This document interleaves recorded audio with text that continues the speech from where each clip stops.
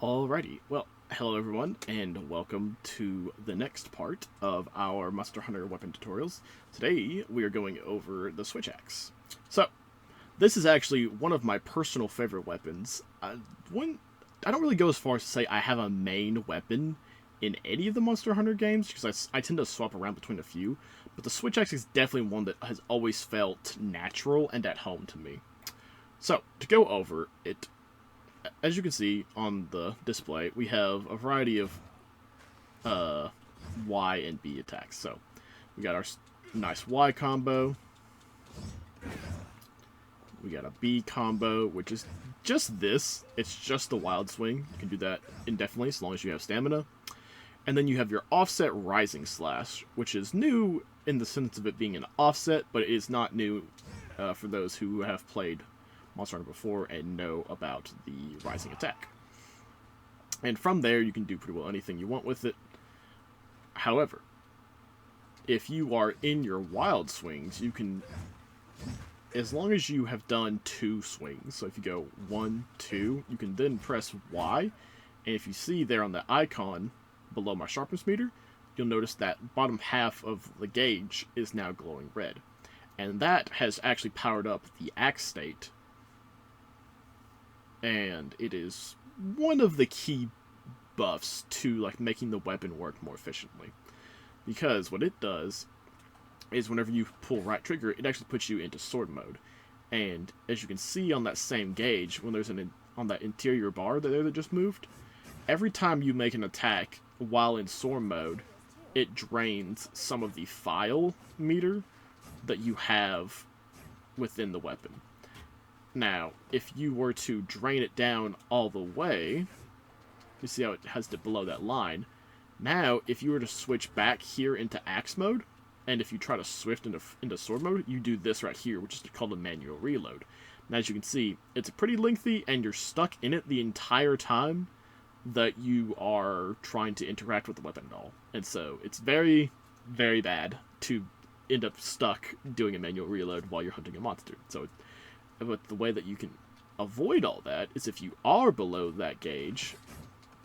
Let me show off here. What you can do is just come over here to a monster, and as long as you make attacks and connect, you can build up that meter again. Now, the best way to do it is with the Y. The Y combo builds it up very well. Now then, to build it even further, while you make attacks in your sword mode, you can see that you keep building up that gauge just a little bit more with each attack. The B combo is the best to fill up that gauge with. However, once you have it filled up, you are now in your amped state with your sword, and you can see each strike now has an explosion that comes along with it.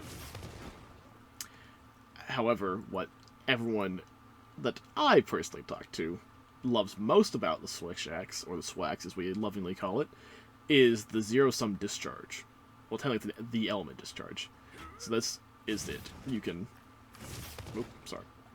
If you press Y and B together and you tap Y a bunch, you do this, which is the element discharge. And that, if you do it all the way to the end, it's specifically the element discharge finisher. And so, essentially, the way this weapon overall works is you're working to make sure that you have energy. While you're in axe mode, you're building up your core energy within the files, so you can switch to sword mode, so you can build up to the amp state, and you can smack monsters with your files. Now, there is actually another stage to the sword mode. If you are in amp state and you press the Y and B together to do your sum discharge, if you are in amp state, you can actually cling to the monster, and as opposed to just sitting here and building up to do an explosion at the end, you'll actually dig into the monster with each of those explosions until you build up to a final explosion and get tossed off the monster from the force of it. However, again, with wilds, they've added more new things. So, there's 2 different things you can do now.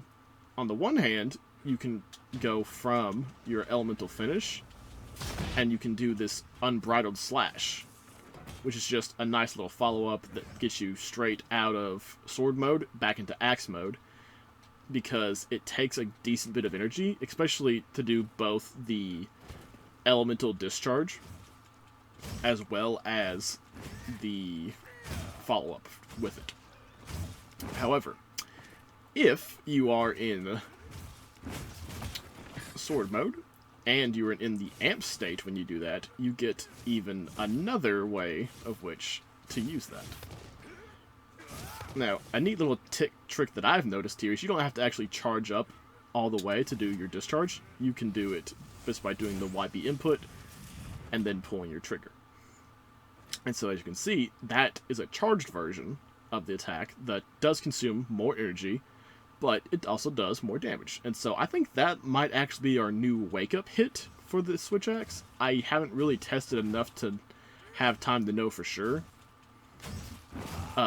But that certainly does seem to be the most effective single hit that I've noticed, is like the middle hit of whenever the axe comes, or the sword comes around.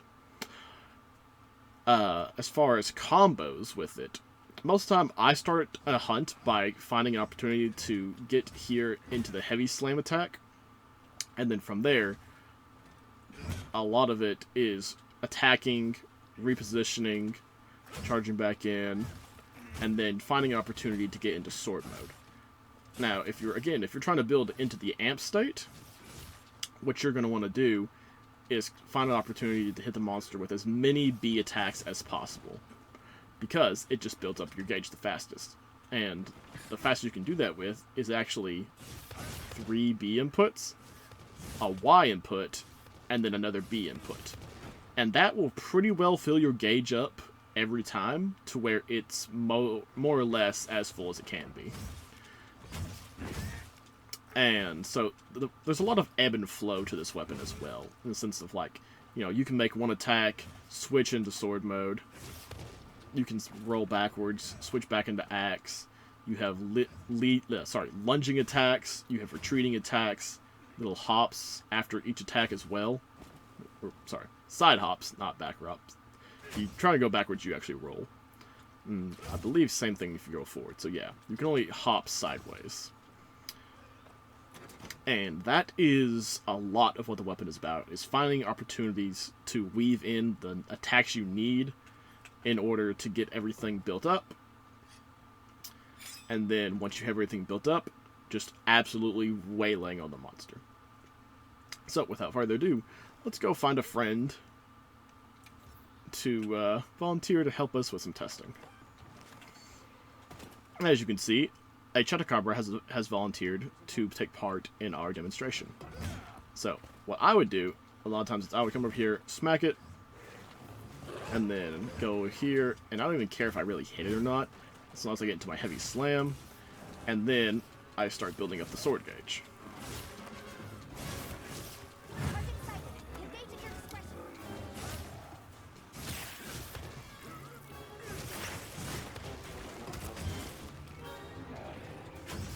And then I like to try and make sure that I have as much gauge as possible before I finally fully commit to being into sword mode. And then you just smack them. Now obviously with the Chatacabra, you can play a little more risky, in the sense of, like, how risky you're willing to play things.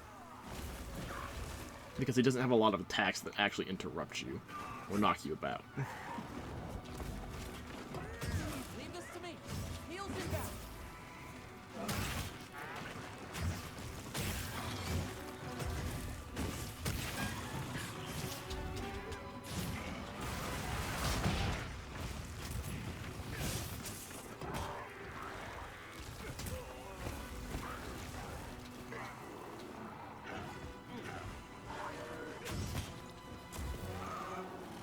Apparently I accidentally broke his wound. I need to be saving that, actually.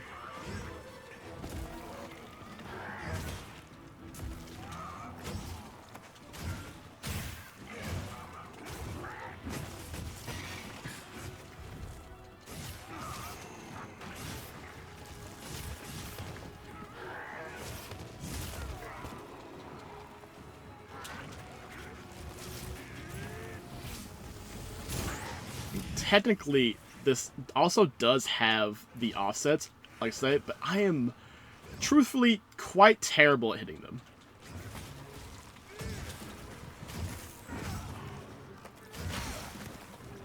I see your wound. Give me that butt.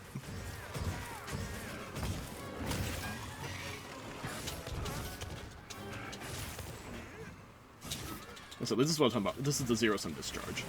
And you have to do it by being in amp state and hold Y and B when you go to use the input that would normally just put you into your regular attacking stuff. And so you actually can, as you can see, let your energy of the sword mode dip down, and it's not really a consequence until you try to shift back into sword mode.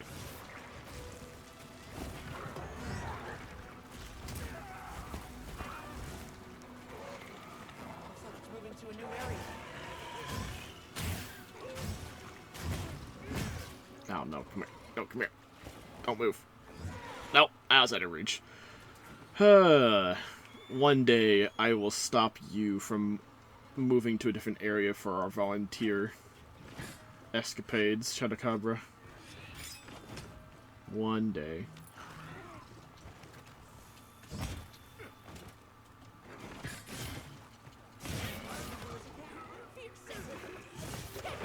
And that's another thing that is important to note. If you use the wound attack while you're in sword mode, it's also another extremely good way to build up into your amp state.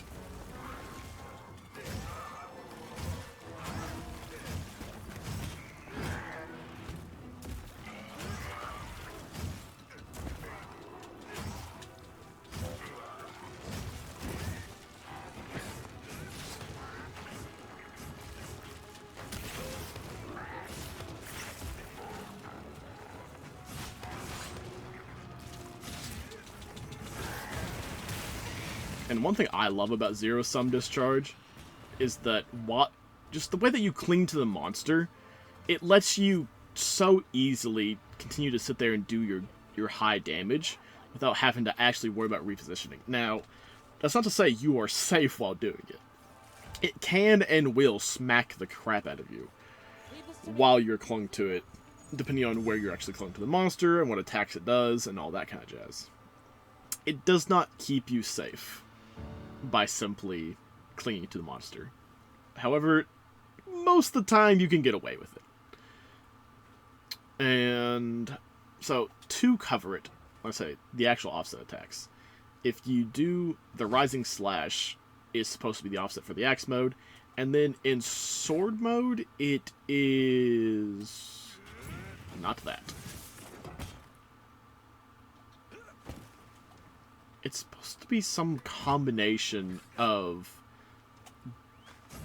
B and, like, I thought it was right trigger and B or something along those lines, but like I said, I've never managed to successfully pull it off.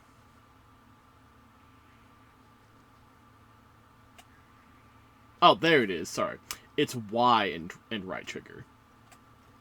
Maybe that's why I never pulled it off. Maybe I was pushing the wrong buttons, which is knowing me entirely likely. And so yeah, it's a relatively simple weapon. Find an opening, smack the monster, get into sword mode, smack it more, and then smack it hard. And that is more or less the flow of the Switch Axe. Like I say, one of my personal favorite weapons. So, thank you all very much for watching. If you have any questions, be sure to let me know. And I'll see you all in the next hunt. Bye-bye.